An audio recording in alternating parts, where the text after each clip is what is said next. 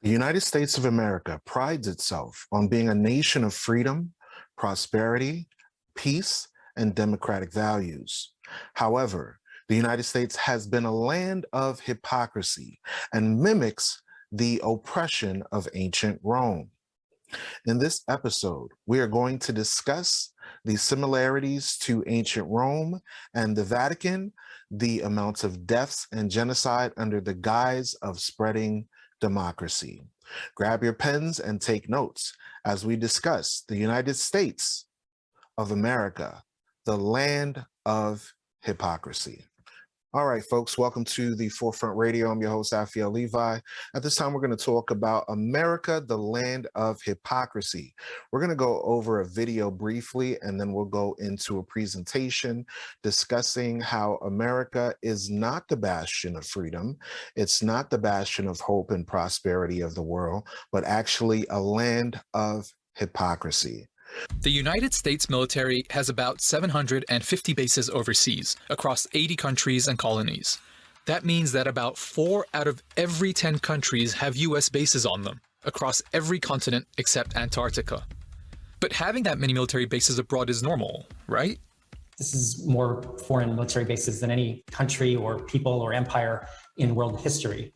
In fact, So the United States of America has more military bases than any other place and any other empire in the world.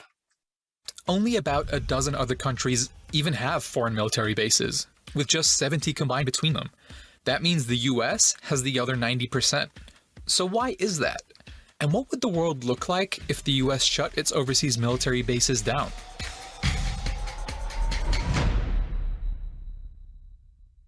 Military bases as we know them today really began popping up during World War II, following the 1940 Destroyers for Bases deal between the US and the UK. Under this deal, the US gave Great Britain 50 World War I naval vessels, known as destroyers, in exchange for 99-year leases and pretty much sovereign power over 8 British bases in the Western Hemisphere. So before and after World War II, the United States was already preparing to go into war. Notice how he said 1940. Okay, watch this. These included Jamaica, the Bahamas, and Trinidad. By 1945, the US was building about 112 foreign bases a month. In the span of only 5 years, the US grew the first empire of bases in the world. This empire of bases strategy hasn't changed since World War II. It was this moment that we see the United States become a new and unprecedented kind of empire. I'd like to pause it right there to show you that the United States of America is not a republic. It is not a democracy. It is an empire, okay? You heard it straight out of the horse's mouth, okay? So now what we're gonna do, folks, we're going to go into sharing more information in this presentation, discussing how the United States of America is the land of hypocrisy. So now let's go ahead and go to the presentation. The United States, land of hypocrisy. America is an image of ancient Rome.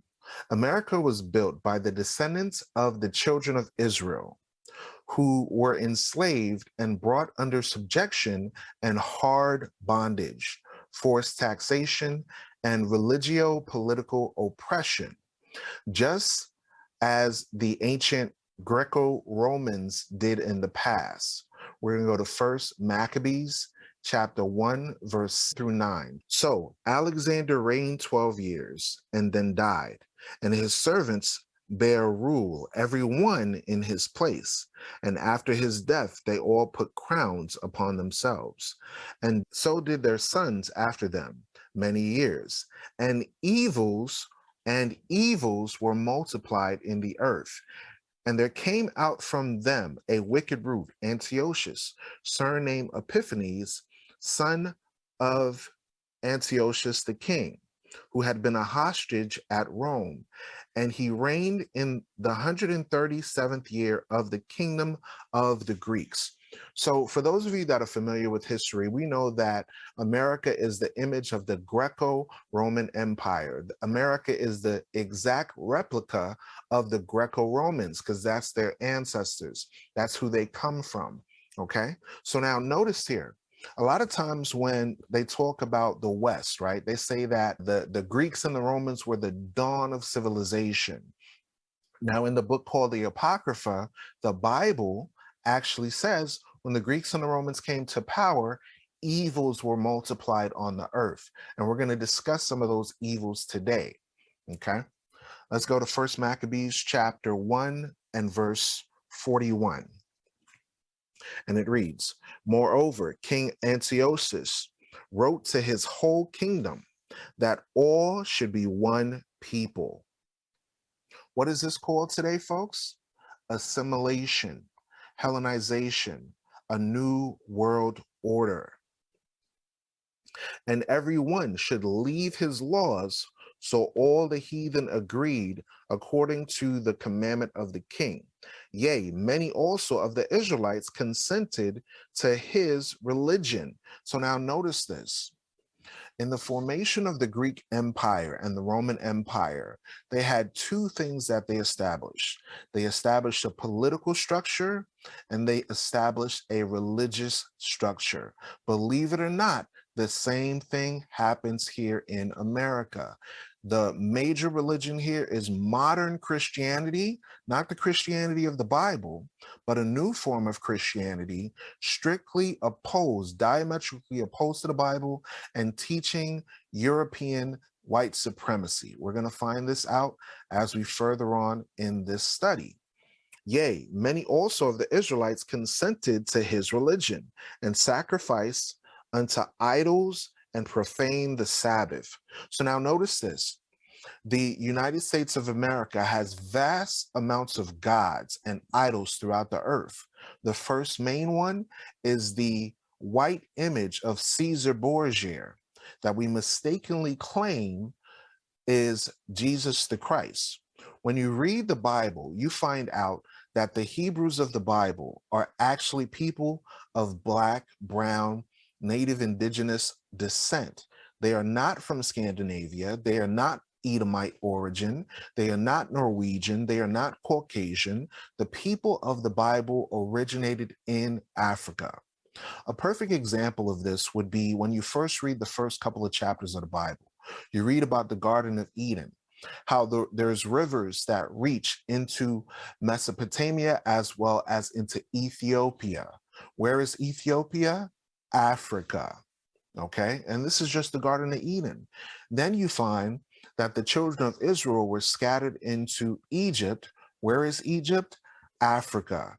And then they left into Canaan, which was the land of Ham.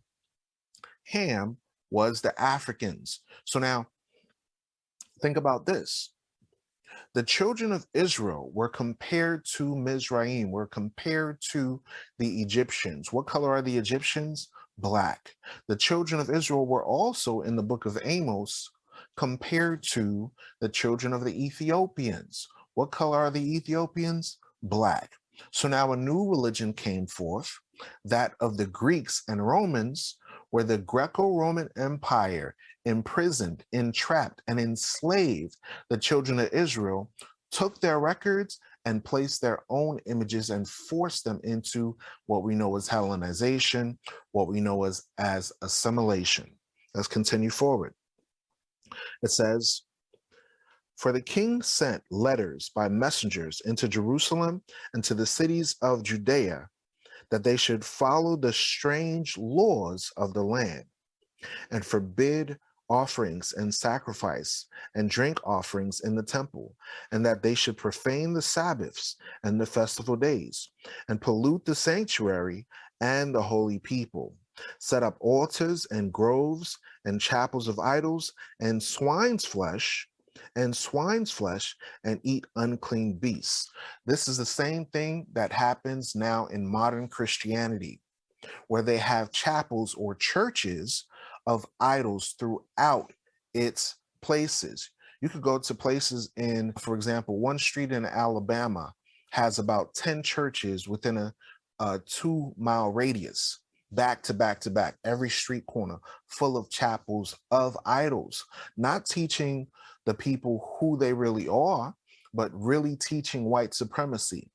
The Caucasian image of Caesar Borgia is the son of Pope Alexander the Sixth of Rome, who Leonardo da Vinci, Michelangelo, and other European Edomite descendants drew during the Renaissance, these images of worship that we know of today. Let's continue forward. It says that they should also leave their children uncircumcised and make their souls abominable with all manner of uncleanness and profanation, to the end that they might forget the law and all the ordinances.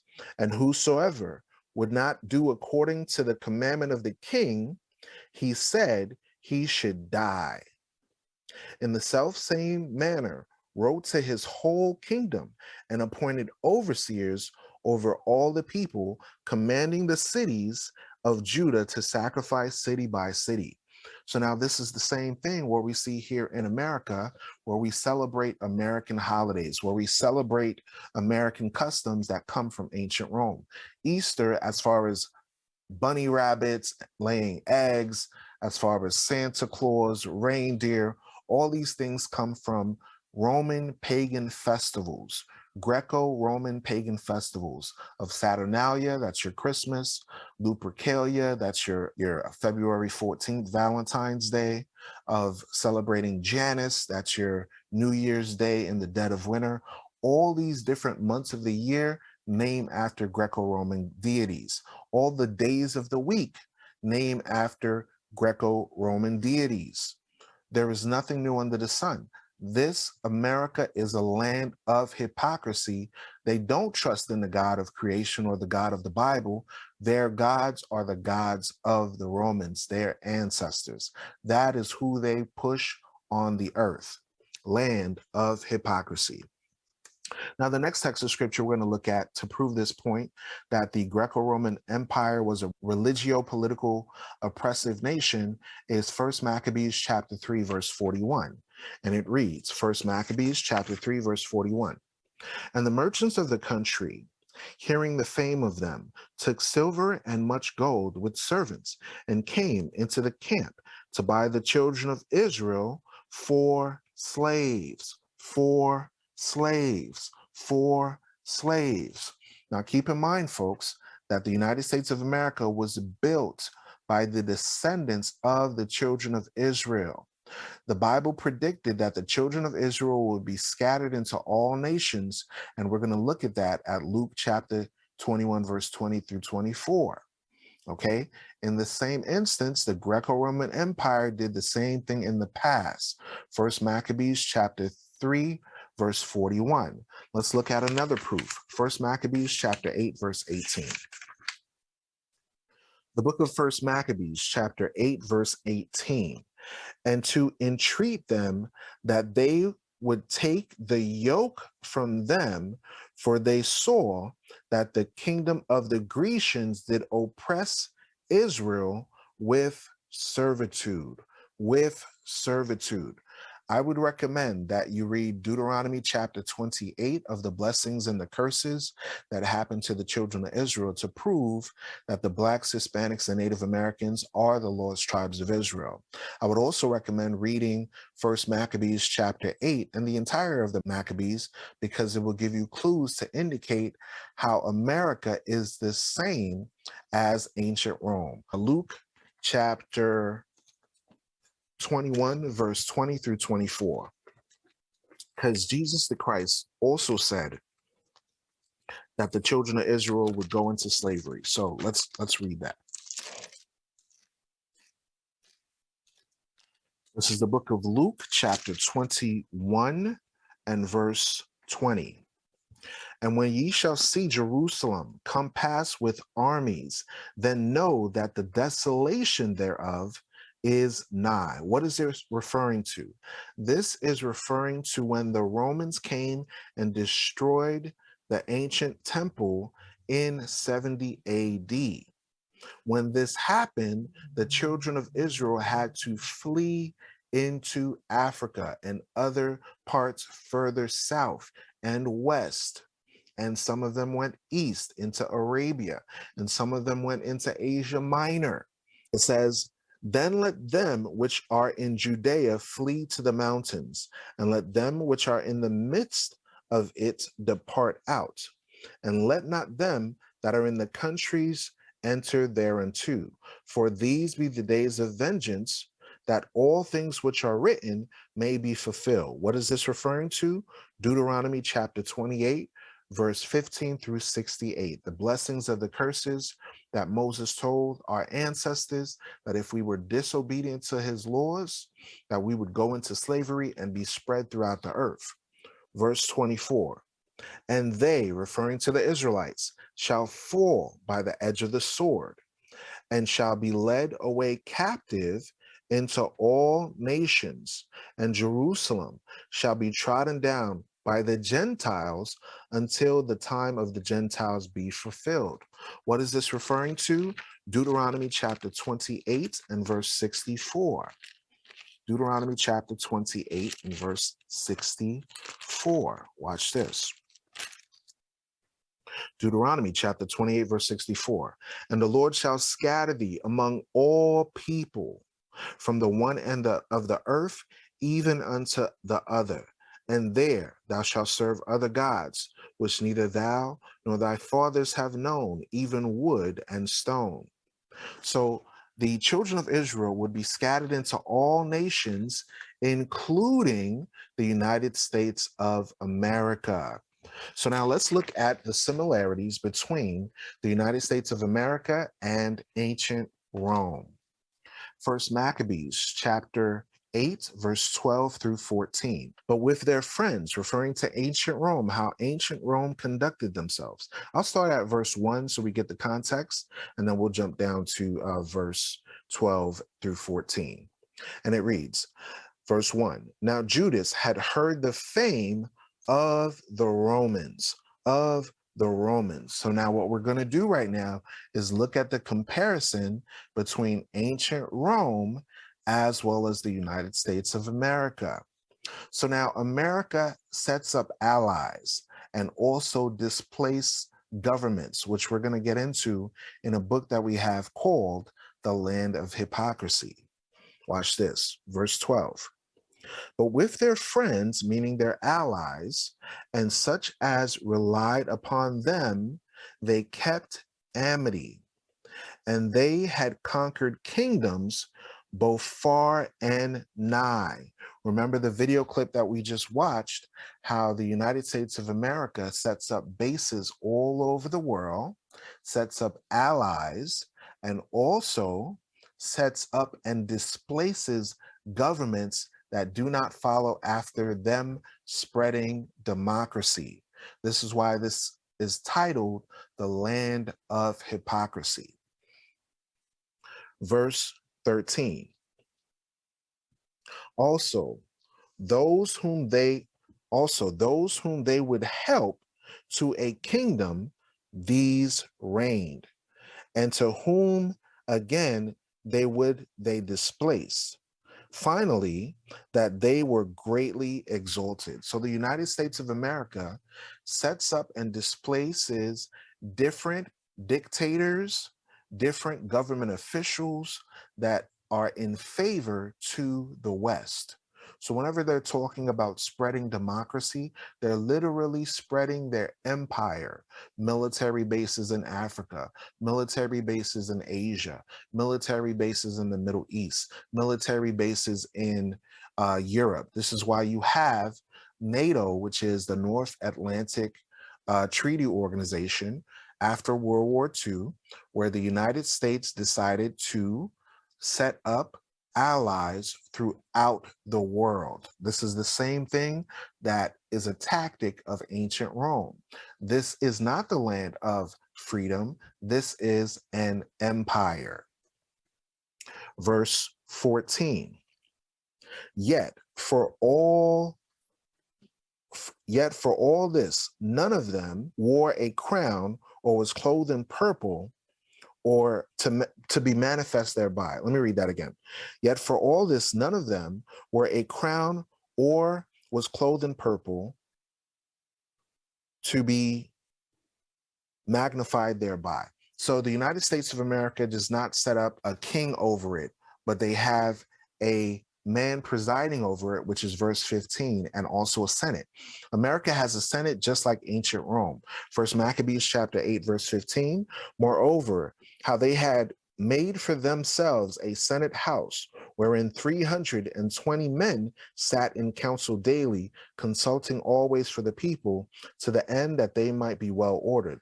This is the same thing as America. America has a Senate house as well as a House of Representatives, and that they committed their government to one man every year who ruled over all their country. So this is the same thing how the United States of America has one president presiding over it, and this president reigns for 4 years. Nothing new under the sun. This is the land of hypocrisy. So is America just like ancient Rome? You better believe it. As you can see, America has a Capitol building which is set in Roman architecture, just like the Vatican building is set up in Roman architecture. America has stadiums, just like in ancient Rome, having coliseums where the same people now, instead of battling and fighting to the death, are now doing what? They are fighting for themselves through sporting events, through boxing matches, through MMA, through all these different tactics. So America itself is an exact replica of ancient Rome. America has had more wars against indigenous peoples of the earth than any other country on the planet. And we're going to go to the land of hypocrisy, pages 2 through 9, and discuss this chart of all the global impacts in the millions. When Benjamin Franklin exited the Constitutional Convention, he was asked by a woman, "Sir, what have you given us?"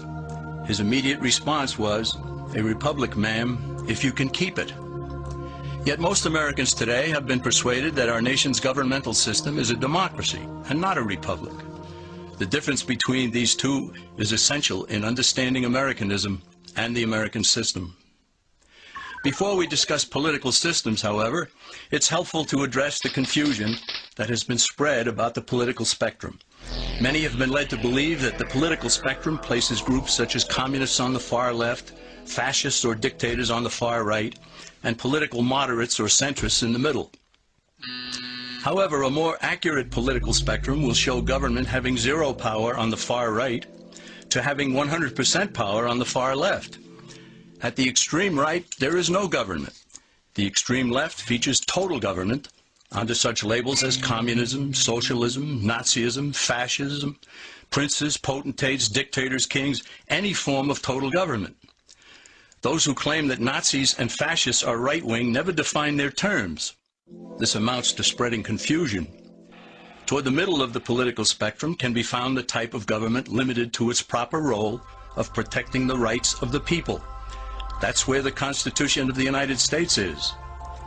So let me pause right there. So now, when we think of protecting the rights of the people, understand, when the United States of America was established, it did not provide life, liberty, and freedom for all people. It only applied to Caucasians. That's what they refer to when it says protecting the rights of the people. When you look at the Native Americans, they had minimal rights given to them. Their land was stolen. They were killed by the millions. When you look at the so-called Africans or African Americans, these children of Israel had no rights given to them whatsoever. Think about it. It wasn't until the 1960s where African Americans and other people of color had the rights given to them. So that's only a few short years. Many of your parents and grandparents are still alive that experienced the civil rights movement. That wasn't that long ago. We're in 2022 at the time of this recording, and this happened in the 1960s where they were able to get quote unquote civil rights. But even with that said, they are still suffering from oppression. They're still suffering from mass incarceration. They're still suffering from oppression similar to that of communism, socialism, Nazism, fascism, racism, and total government oppression. Those who advocate such a form of government are really constitutional moderates. So let's analyze the basic forms of government. They are monarchy or dictatorship ruled by one, oligarchy ruled by a few, democracy ruled by a majority, republic ruled by law, and anarchy, which is ruled by no one. In discussing these five, we'll see that they can be narrowed down to even fewer. Looking first at monarchy or dictatorship, this form of government doesn't really exist in the practical sense. It's always a group that puts one of its members up front. A king has his council of nobles or earls, and every dictator has his bureaucrats or commissars, the men behind the scenes. This isn't ruled by one, even though one person may be the visible leader. It's ruled by a group. So let's eliminate monarchy, dictatorship, because it never truly exists. Oligarchy, which is ruled by a group, is the most common form of government in all history. And it is the most common form of government today.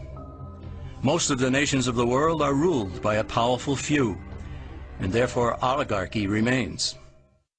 At the other end, we find anarchy, which means without government.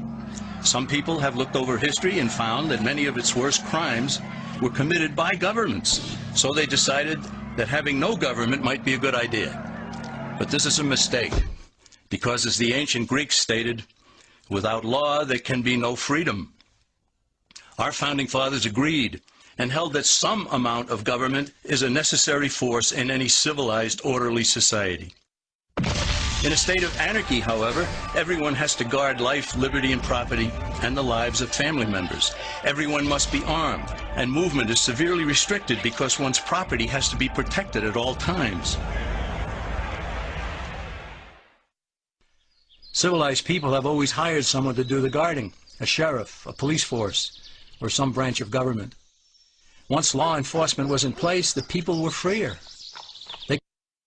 I want to pause right there and read a scripture that talks about how America conducts itself and how America is the land of hypocrisy. In Wisdom of Solomon, chapter 2, verse 1, it says, "For the ungodly said, reasoning with themselves, but not aright, our life is short and tedious, and in the death of a man there is no remedy, neither was there any man known to have returned from the grave." Jumping down, we find that it says this, verse 7, "Let us fill ourselves with costly wine and ointments, and let no flower of the spring pass by us." When you think about the ancient Romans, they had crowns upon themselves that had springs of flowers around their crown, right? Verse 8, "Let us crown ourselves with rosebuds before they be withered." So now notice that in this video, we're seeing that the United States of America uses law and order to give freedom to its citizens, but to the poor and righteous, they give oppression. Watch this, verse 10. This is the thought process of the ungodly. It says this, "Let us oppress the poor righteous man. Let us not spare the widow, nor reverence the ancient gray hairs of the age." During slavery, and even up until this day, they have oppressed the poor of the land. Think about during the civil rights movement. They didn't care if you were young or old. Think about the 100 years of lynching that transpired. They didn't care if you were young or old. Think about the mass incarcerations that happened to our young Black men and our old Black men. They don't care if you're young or old. Think about the Tulsa, Oklahoma massacre, where hundreds of homes were burnt to the ground. I did a calculation earlier of one businessman who was a barbershop owner who was making $600 a month. $600 to $800 a month in 1920 money. When I calculated how much that was, that equates to about $8,000 a month. That's how wealthy Black people were in the 1920s. But when the Caucasians came into the place, they oppressed them and caused them to lose their property and their life by bombing, by creating acts of domestic terrorism against innocent people. Watch this. Let us oppress the poor righteous man, and let us not spare the widow. This is what they did. Now, here's how you know this is referring to a government system. Verse 11, it says, let our strength be the law of justice. Let our strength be the law of justice. For that which is feeble is found to be nothing worth. So in the mindset of America, they think that oppressing the poor through law is the way to go. And what did they call Black folks and Native Americans and Latinos during the time of the eugenics movement? They called them feeble-minded. Okay, let's continue on. They could leave their property, work in the fields, and so on. In short, the proper amount of government makes everyone freer. There are some who advocate anarchy, however, not because they want no government, but because they don't like what they have. They use anarchy as a tool for revolutionary change. The condition of anarchy is very much like a vacuum where something rushes in to fill it. These calculating anarchists work to break down the existing government with rioting, killing, looting, and terrorism. Tragically, the people living in such chaos often go to those best able to put an end to it and beg them to take over and restore order. And who is best able to put an end to the chaos? The very people who started it.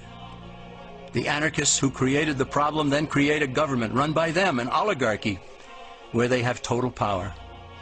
This is exactly what happened in Russia that led to Lenin taking total power, and in Germany, where Hitler's brown shirts created the chaos that brought him to power.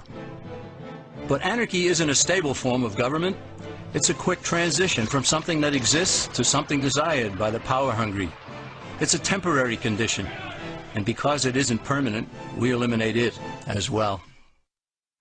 So in the same sense that you have these oppressive dictators, the United States of America back these governments through financial means, through weapons in the military-industrial complex, and other such cases. Recall in the video that we watched previously that the United States of America has bases all throughout the land, And we're going to continue in that video to go over this particular topic.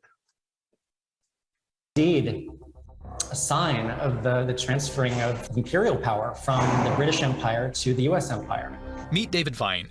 He's a professor of anthropology at American University. He literally wrote the book about military bases abroad. Over the years, he's been researching and compiling a detailed database of all the US bases around the world. His database is so extensive that a few years ago, one of the Pentagon's research groups used his list for reference for their research instead of their own.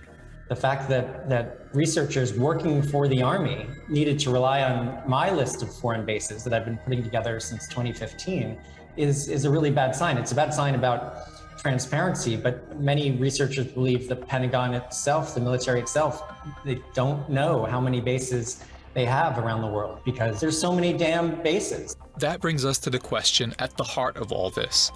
So what's the purpose of this military presence around the globe? This is a great question. In short, I think empire is part of the answer. And that's why you can't talk about how many bases the United States has without talking about what those bases actually represent. US imperialism. There you go, straight from the horse's mouth. The United States is an imperial power. This is the land of hypocrisy. This is the land of oppression that creates laws, foreign policy, and oppresses the indigenous populations throughout the earth. If you are non-white, you have been impacted by this government system. Now what we're going to do is we're going to read the book called Land of Hypocrisy. This book was written by Kenny Anderson, and he documents this information very thoroughly. Now, mind you, this book is printed about 2003. So the statistical data we have is up until that point. We don't have statistical data from 2003 to 2022 of more oppressive acts that the United States of America has done. But we're going to go ahead and read this book to go over this briefly. Truth often passes through three stages. First, it is ridiculed. Secondly, it is violently opposed. Third, it is accepted. This process occurs when a new truth is revealed that contradicts current superstition, whether the truth comes out about the earth not being the center of the universe, or the truth comes out about the horrible atrocities committed by the United States government. Yes, violence and oppression exists all over the world, and the United States is not the only country that has done wrong and made mistakes. But there is currently only one country that has conducted destruction with such strong involvement on a global scale. There is only one imperialistic empire that has been so deeply linked to so many corrupt dictatorships, oppressive regimes, and corporate exploitations. This material will focus on that one country. Many say to people who criticize the government, if you don't like the government, then why don't you leave? First of all, there is no utopia, and concerned citizens will point out problems and strive for improvements wherever they live. Running away from the problems will not solve them.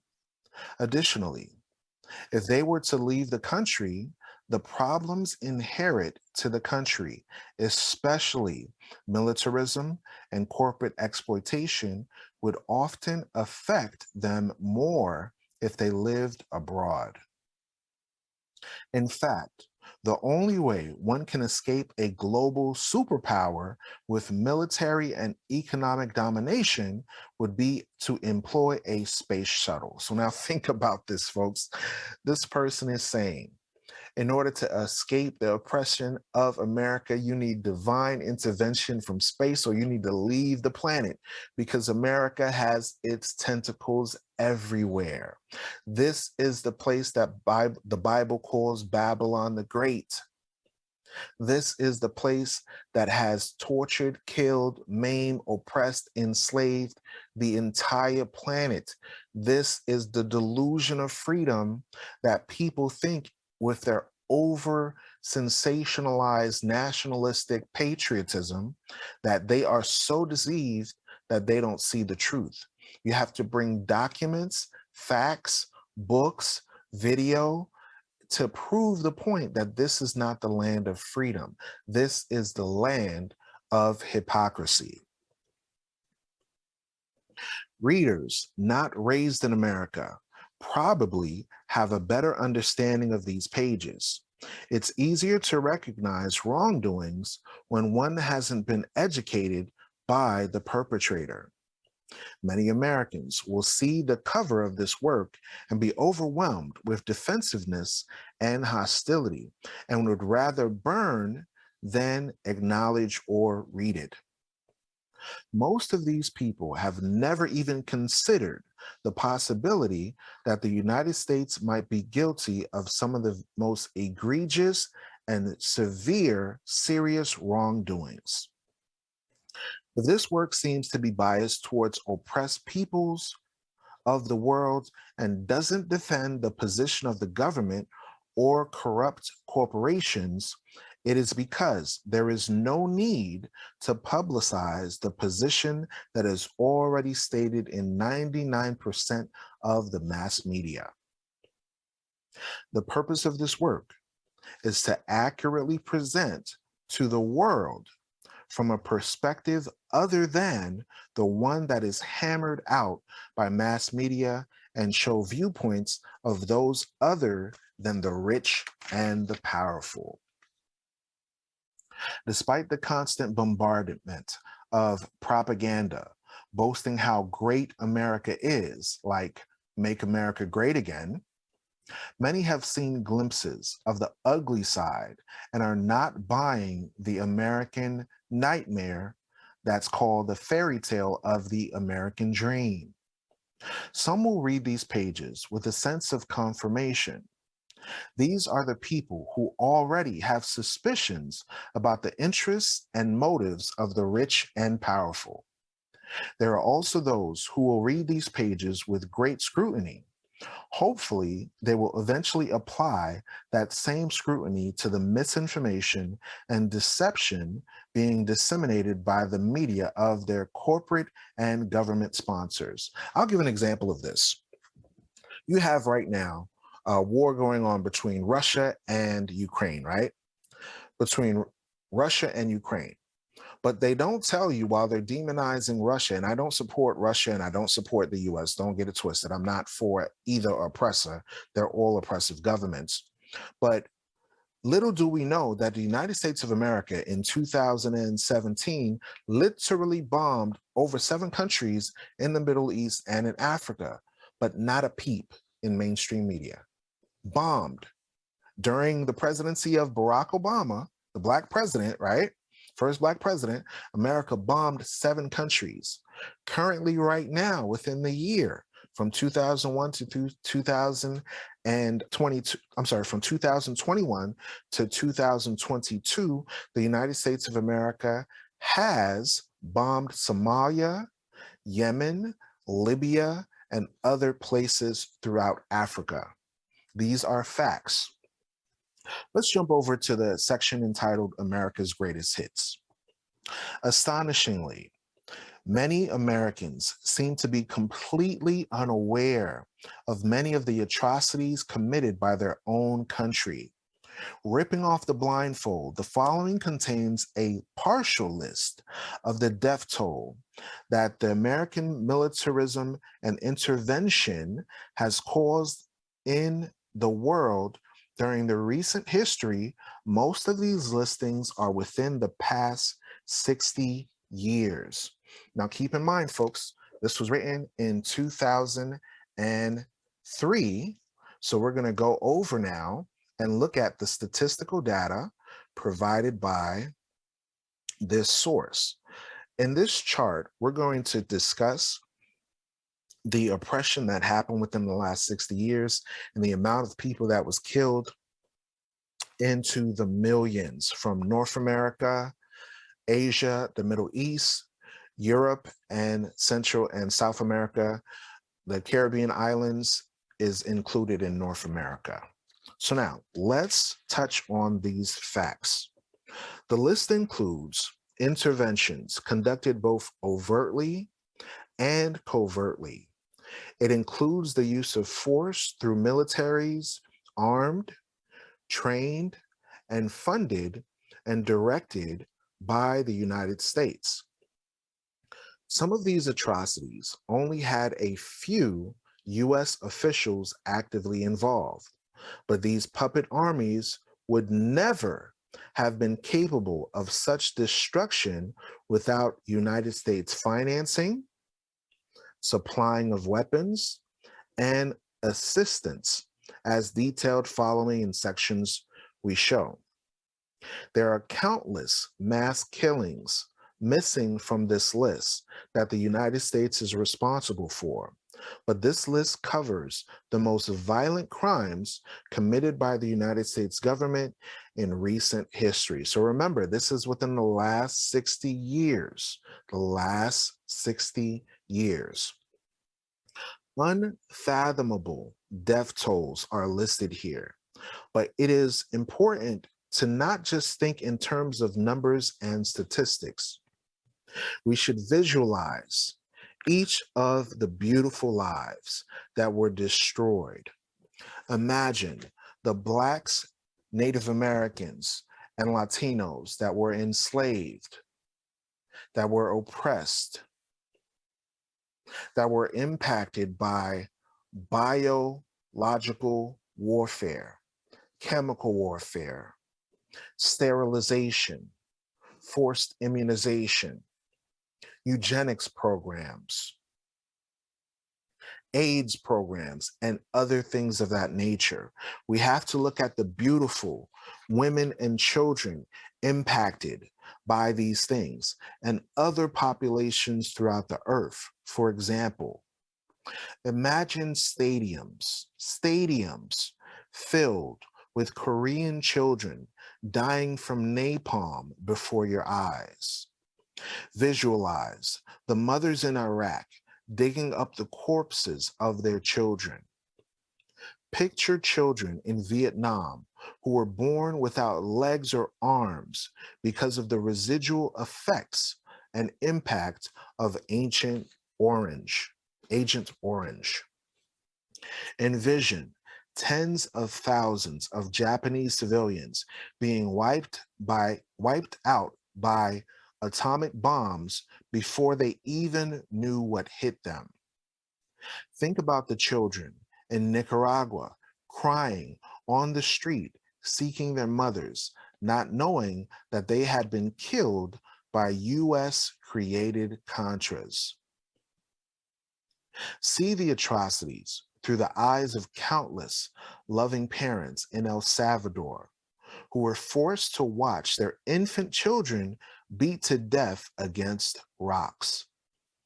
Think about what it must have been like to be those victims of their grieving loved ones. Worthy of noting is that almost all of these slaughters have been directed at non-whites. So now, if one will state that this land is a land of freedom, why is it that the majority of these massacres occur to non-whites? The author that wrote this book is a Caucasian male that is specifying how the children of Edom, the Edomites, the Macedonians, the Greco-Roman Empire, the descendants of the Romans, which is the United States of America and Europe, they direct their slaughter to all non-whites, which is the same thing that Rome did in the past, which is the same thing that the Vatican did in the past with the Inquisition, killing the Black Jews, killing the Black Moors, oppressing the people, and enslaving the children of Israel and scattering them throughout the earth. This is the part of history that is not discussed in your schools. This is why many of you have followed after lies in modern religion, politics, science, education, and every uncouth thing such as social media and the entertainment industry. You have been deceived.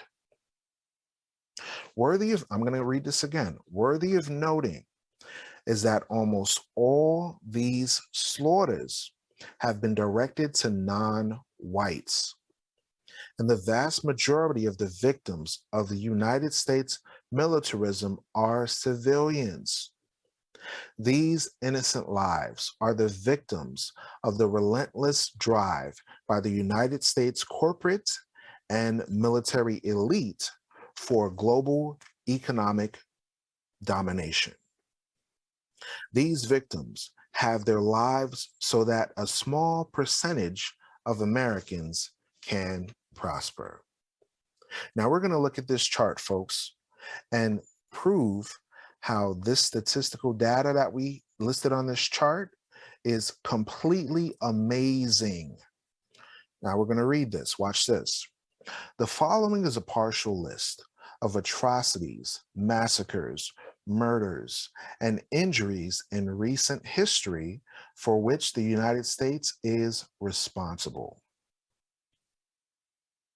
3 million Vietnamese murdered over the course of about 30 years of US aggression. Well over 300,000 Japanese were massacred when the United States raided Tokyo and dropped nuclear bombs on the urban civilian areas of Hiroshima and Nagasaki. 600,000 civilians were killed in Cambodia by United States bombing between 1969 and 1975. Over 500,000 people were killed in Laos when America subjected civilians to secret bombing from 1964 to 1973, dropping over 2 million tons of bombs on the country. Over 1/4 of the population also became refugees. 100,000 people were murdered in South Korea prior to the Korean War by a brutal repression supported by the United States forces in 1945. This includes between 30,000 and 40,000 killed during the suppression of the peasant revolt in Jeju Island. Up to 4,500,000 Koreans were killed from 1951 to 1953 during America's massive slaughter in the Korean War. 200,000 were murdered when the Philippines were conquered by American forces. This took place just over 100 years ago. 23,000 people were slaughtered in Taiwan by US-backed, trained, equipped, and funded forces of Chiang's nationalist army during the late 1940s. 700,000 Indonesians, mostly landless peasants, were murdered in 1965 when the United States armed and supported General Suharto. 200,000 were slaughtered in East Timor in 1975 by General Suharto with US support. 750,000 civilians were driven from their homes in East Timor by Indonesian forces in 1999, and 10,000 were killed. Over 1,700,000 Iraqis have been killed by US bombings and sanctions, mostly women and children. Over 1 million lives were lost during the Iran-Iraq War in the 1980s, in which the US used direct force and supported Saddam Hussein and Iraq.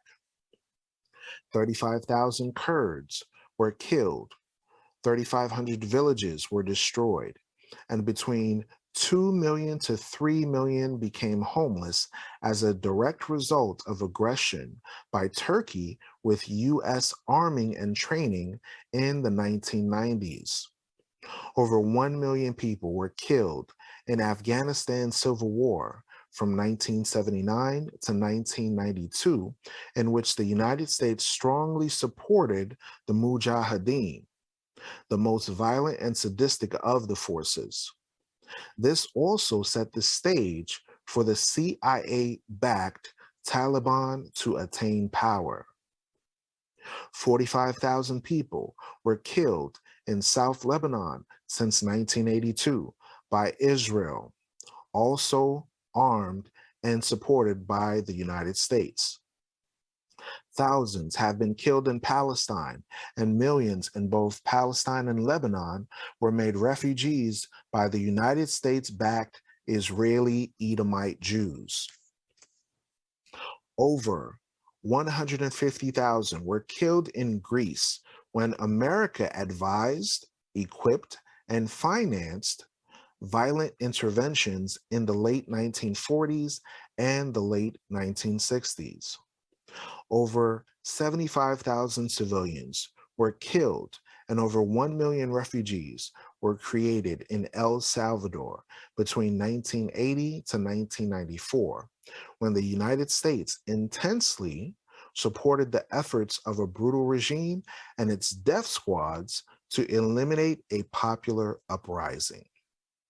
40,000 civilians were killed by the United States-backed National Guard in Nicaragua over the course of almost 50 years.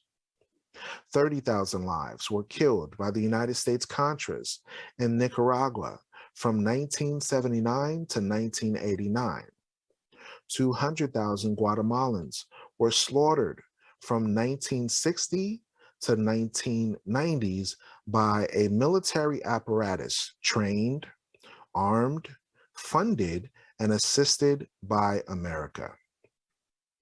Over 35,000 Colombian civilians have been killed during the United States-supported Colombian War against left-wing rebels. More than 4,000 innocent civilians were killed in Panama during the United States invasion in 1989. Hundreds of thousands were killed by the United States' direct and indirect interventions in Brazil, Chile, Uruguay, Peru, and Argentina from the mid-60s through the 80s. 50,000 Haitians were killed when the United States military destroyed an uprising in 1915. Between 4,000 and 5,000 Haitians were killed in the early 1990s by U.S. established forces. Thousands were killed in the Dominican Republic during the 1960s when the United States and Dominican troops crushed a pro-Bosch rebellion. Over 3,000 were killed and countless others injured by the United States interventions in Cuba. Hundreds were killed or injured when the United States invaded Grenada in 1983. Over 50,000 Somalians were killed between 1978 and 1990 by United States-supported Said Baer. Up to 10,000 more Somalians were killed directly by U.S. troops during Americans', quote, humanitarian mission, quote, in 1993. How humanitarian was that, folks? In the U.S.-supported Rwandan genocide, an estimated 800,000 people were killed in just 100 days in 1994. 800,000. Over 300,000 were killed and 80,000 were crippled in Angola from a U.S.-supported civil war. Tens of thousands were killed and up to 200,000 were tortured in Chan by Hassan Habre with U.S. support during the 1980s. Over 1 million were killed during Mozambique's civil war between 1980 to 1992, in which the brutally violent Renamo forces were supported by the United States.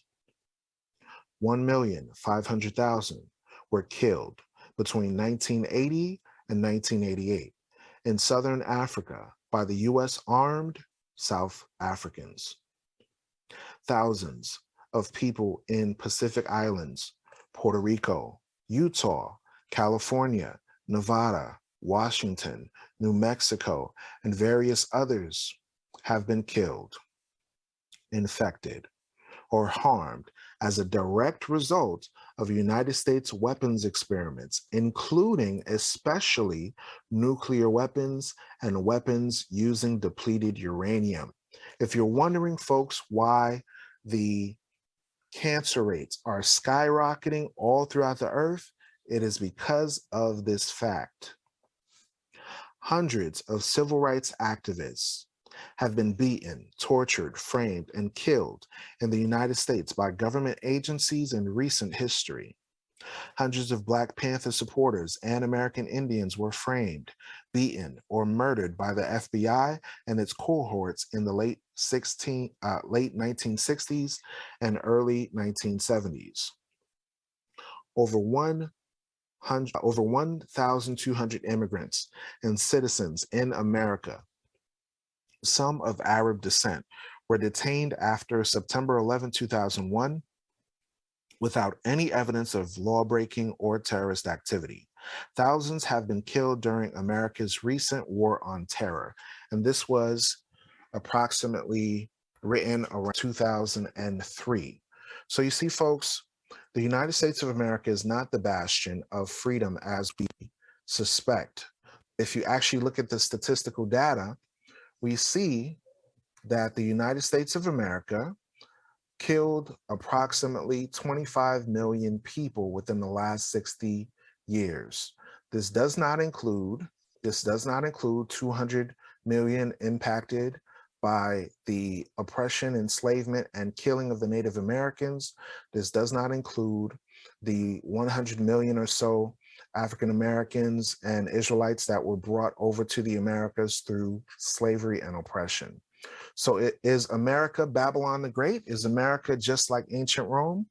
It is. We just read The Land of Hypocrisy, pages 2 through 9, and looked at this chart and gave statistical data to support these facts.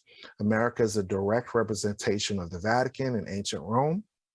It's a direct representation of the Colosseums. When you look at the certain laws that are written, many of them are written in Latin. If you look at the various deities that are worshipped and the superheroes that you worship today, the Supermans, the Batmans, the Spider-Mans, they are all based on Greco-Roman deities.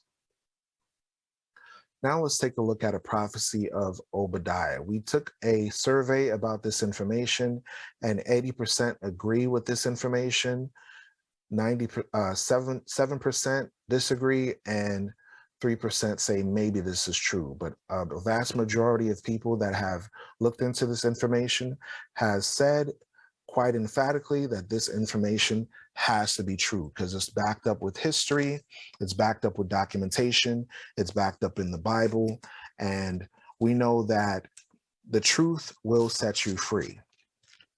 Now what we're going to do is we're going to look at a prophecy of Obadiah. Obadiah was one of the prophets of ancient Israel. He was a Black man. Obadiah wrote many deep parables as it relates to the United States of America. And what we're going to do is we're going to examine these parables and reveal some of these truths with video to prove the point that the Bible is a true book. The Bible is a true book. So we're going to take a look at what does the prophet Obadiah and other prophets in the Bible have in regards to statements about the United States of America. We're going to look at what Moses said. We're going to look at what Obadiah said. We're going to look at what the prophet John said in the book of Revelation. And we're going to look at other sources to prove these points. We gave you secular history. Now we're going to look again to biblical history to prove that the United States of America is the land of hypocrisy. Now, one of the symbologies that you know that the United States is represented as is the imagery of the eagle. When you look at the back of a mail truck, you see an eagle. When you look at a top of a flag, you see an eagle. On the back of a dollar bill, you see an eagle. In prophecy, America, Rome, and many of the other Edomite powers, such as Spain, such as England, Germany, France, they were all represented by the eagle. This is their symbol. Let's go to Deuteronomy chapter 28, verse 50 first, 49 and 50, and then we're going to go to Obadiah to prove this point. Deuteronomy chapter 28 and verse 49. The Lord shall bring a nation against thee, referring to the blessings and the curses that will happen to the children of Israel. The Lord shall bring a nation against thee from far, from the end of the earth, as swift as the eagle flieth, a nation whose tongue thou shalt not understand, a nation of fierce countenance, which shall not regard the person of the old, nor show favor to the young. A nation of fierce countenance, which shall not regard the person of the old, nor show favor to the young. So this is proven that the United States of America's symbology is in fact the bald eagle. Now let's go to Obadiah and see what Obadiah says. The vision of Obadiah, thus saith the Lord God concerning Edom. Edom, Idumea, is the ancient ancestor of the Caucasian races. When you look into history, they always talk about the Greeks, right? and the Romans, but they never tell you who were they called prior to the Greco-Roman Empire. Their history has to exist before 350 BC, right? They had to exist on the earth. So who were they known as? They were known in the Bible as the Edomites. So our forefather, the prophet Obadiah, had a vision concerning the Caucasian races. Watch this. It says, "We have heard a rumor from the Lord, and an ambassador is sent among the heathen. Arise ye, and let us rise up against her in battle." The her referred here is Babylon the Great, the mother of harlots and abominations written of in Revelation chapter 17 and 18. "Behold, I have made thee small among the heathen." So out of all the nations of the earth, when you look at it, the European nations are the smallest of populations. There are more Black, Latino, Native American, Indian, Chinese peoples of the earth as opposed to the children of Edom. And then it says, "Thou art greatly despised." So while America prides itself and they have the delusion that everyone loves them, as a matter of fact, many nations can't stand America and they despise it to the core. Verse 3, "The pride of thy heart has deceived thee." America is a prideful place. Edom is a prideful nation. "Thou that dwellest in the clefts of the rocks." The clefts of the rocks is where we get the term Caucasus Mountains, right? It says, "Whose habitation is high." What nations of people lived in the caves of the rocks, as the Neanderthal, as the troglodyte, as the cave dweller? We know this to be true based on history and genetics, that they descend from the Caucasus Mountains, Mount Sierra, and other mountainous areas such as Mount Petra. And how do they set up their habitation high? They set up skyscrapers and huge towers of buildings throughout the earth through their Greco-Roman architecture. The pride of their heart says this, "Who shall bring me down to the ground?"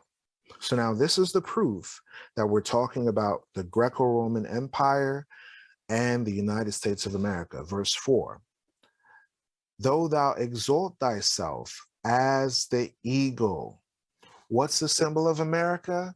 The eagle. Then it says, "Though thou set thy nest among the stars." In 1969 was when the United States had space travel. The United States also collaborated with its allies to set up an international space station. During the presidency of former President Trump, they established a new governmental military force entitled the Space Force and the Space Command. They also have secret lunar bases, and they have plans for travel to Mars. So the Bible proves that they have set their nests or bases among the stars. The United States of America is also called Babylon the Great in Revelation chapter 17. We're going to read briefly Revelation 17 to prove this point. Revelation chapter 17 is going to look at this point. Verse 1, and there came one of the seven angels, which had the seven vials, and talked with me, saying, Come hither, I will show unto thee the judgment of the great whore that sitteth among many waters, with whom the kings of the earth have committed fornication, and the inhabitants of the earth have been made drunk with the wine of her fornication. The wine of America's fornication is their lies, their media, their propaganda. The way they have deceived the earth is through miracles, through pharmaceutical sorcery, through manipulation and propaganda, through media, through social media and other means. This is how they have control and domination over the minds of the masses. Then it says this, so he carried away So he carried me away in the spirit into the wilderness, and I saw a woman sit upon a scarlet covered beast, full of names and blasphemies, having in her head 7 heads, having 7 heads and 10 horns. And the woman was arrayed in purple and scarlet color, and decked with gold and precious stones and pearls, having a golden cup in her hand, full of abominations and filthiness of her fornication. Isn't this similar to the Statue of Liberty, which has a golden cup in her hand? And upon her forehead was a name written, Mystery, Babylon the Great, the mother of harlots and abominations of the earth. So now we're going to go to Revelation chapter 18, verse 11 through 13, and it reads, this is how you know that it's talking about America, because it says that America is the nation to whom the kings of the earth have committed fornication with. The United Nations is headquartered in the United States of America. When it comes to religion, the World Council of Churches, which combines all modern forms of idolatry in Christianity, is headquartered in the United States of America. When it comes to the economic system with all the merchants of the earth, the World Bank and the International Monetary Fund is the United States, and the enslaved the children of Israel, just like the Greco-Roman Empire. Revelation chapter 18, verse 11. And the merchants of the earth shall weep and mourn over her, for no man buyeth their merchandise any more. When you look at the stock exchange, they have all the trades of goods and services. When you look at the vast amounts of ports throughout the global governments of the world, you have that the United States has ports and trade all throughout the planet. It says this, verse 12, the merchandise of gold and silver and precious stones, and of pearls and fine linen and purple and silk and scarlet and all Thyan wood and all manner of vessels of ivory and all manner of vessels of most precious wood and of brass and of iron and of marble and cinnamon and odors and ointments and frankincense and wine and oil and fine flour and wheat and beast and sheep and horses and chariots and slaves and souls of men. Now, the United States of America was impactful in how they created the transatlantic slave trade, and the whole entire global structure of global trade could not have been established without the trading of the children of Israel as slaves throughout the earth. Just like the prophecies we read earlier in the book of Luke and in Deuteronomy 28, how we would be scattered into all nations, the Bible is a true book. Now, this is something important to see.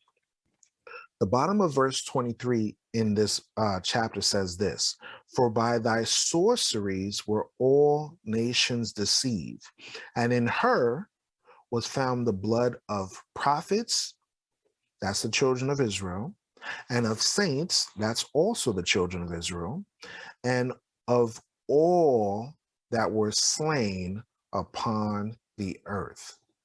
So this goes to show you, ladies and gentlemen, based on the statistics that we've shown, based on the book Land of Hypocrisy, that all that were slain on the earth, 80% of you say that yes, this did occur, and it is from direct involvement of the United States of America. In conclusion, we talked about how the land of hypocrisy is symbolized by the eagle. That is a direct reflection of the Greco-Roman Empire. We talked about how they have a nest among the stars. We talked about how they have an economic domination over the entire planet. We talked about how they set up an international space station as well as space travel. We talked about how they enslave the children of Israel. And we talked about how their militarization has happened throughout the earth.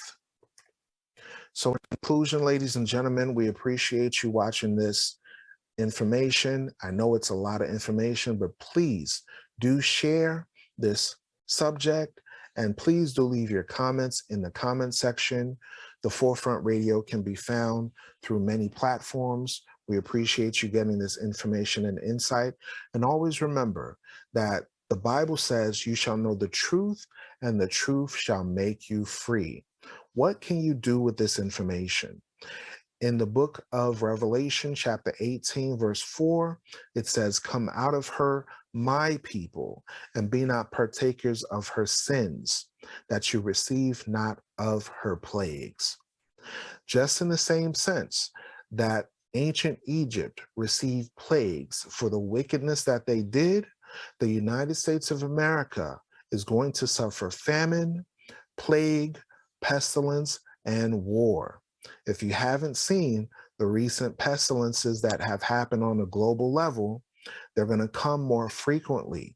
If you haven't seen the various types of natural disasters, fires, floods, hurricanes, tornadoes, blood in the waters that have transpired here in the United States and throughout the world, these plagues will occur more frequently. If you haven't seen the signs in the heavens, such as comets coming down to the earth, such as solar eclipses, such as lunar eclipses, all these can be found in the book of Matthew, chapter 24, in the book of Joel, and other prophecies of the Bible. The day of the Lord is near. For those of you that are listening to this podcast, turn from your wicked ways, repent, follow after Revelation chapter 14, verse 12, which says, here is the patience of the saints. Here are they that keep the commandments of God and the faith of Jesus Christ. You have the same faith to overcome your sins and follow the laws, statutes, and commandments, just like Jesus did in his life on the earth. Thank you for listening. Peace and blessings to you all.